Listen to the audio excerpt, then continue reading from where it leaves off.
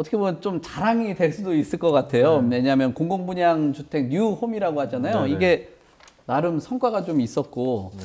조금 약간 대박난 것처럼 계속 이야기를 하는데 얼마나 분위기가 좋았길래 이런 그 내용들을 조금 이렇게 자신 있게 얘기하는 거라고 보여지세요? 그러니까 지난 2월 6일이죠. 윤석열 정부의 공공분양주택 뉴홈이 첫 사전 청약을 받았습니다. 그러니까 청년 및 서민 주거 안정을 위해서 이 고안된 뉴홈이 세 가지 유형을 공급이 되는데 기존의 공공분양주택하고 차별점이 있어서 사전 청약보다 많은 관심을 모았습니다. 그래서 이번에 최근에 그러니까 뉴홈 사전청약 시험은 총 3곳이었는데 고양, 창릉, 양정, 역세권, 남양주, 진접 2를 대상으로 사전청약이 진행되는데 세 지역 중 제일 많은 청약자가 몰린 곳이 고양, 창릉이었습니다. 고양, 창릉이 평균 약 17.7대 1의 경쟁을 보였고 이 청량특별공은 무려 52.5대 1의 기록을 기록해서 좀 흥행에 성공했다 이렇게 평가를 받고 있습니다.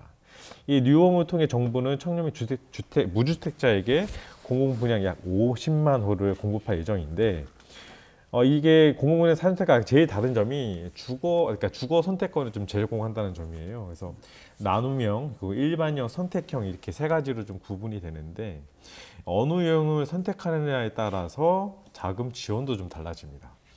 그러니까 뉴홈 유형 중 제일 높은 공급비를 보유한 나눔형 같은 경우는 시세보다 저렴한 분양가로 대출 지원을 받아 공급하고 거주 의무 구간이 5년 이후 매각 시 시세 차익을 공공기가 나눠야 합니다. 그래서 분양가 약 시세 70% 정도로 책정이 되고요.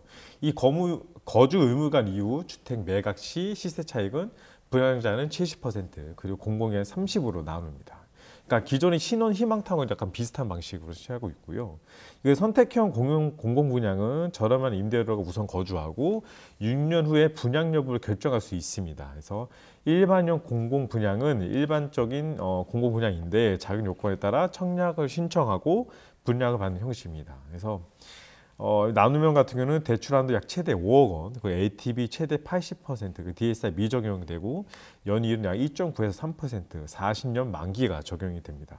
이 선택형은 남형 같은 조건으로 자금 지원이 되는데 특이점은 보증금 80%의 전세 대출이 별도로 지원이 됩니다. 그리고 마지막으로 일반형 대출은 한도가 최대 4억 원, 그리고 LTV 최대 70%까지, 그리고 DSR은 미적용되고 연이율은 2.15에서 3%, 30년 만기를 조건으로 합니다. 그러니까 나눔형 선택보다는 조건 기준이 좀 낮은 편입니다.